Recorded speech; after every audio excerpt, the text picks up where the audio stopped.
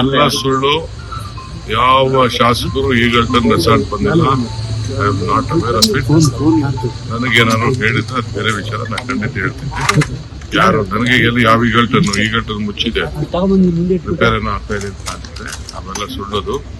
ಎಲ್ಲಿ ಬಂದಿದ್ದಾರೋ ಏನೋ ಗೊತ್ತಿಲ್ಲ. ಕೆಲವರು ಹೈದರಾಬಾದ್ ಹೋಗಿದ್ದಾರೆ ಅಂತ, ಕೆಲವು ಬೆಂಗಳೂರು ಬಂದಿದ್ದಾರೆ ಅಂತಂದ್ರು. ಟಿವಿಲಿ ನಾನು ನೋಡಿದೆ ಅಷ್ಟೇ.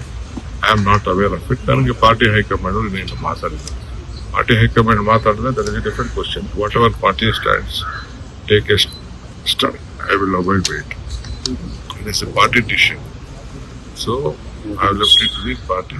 I don't know about it.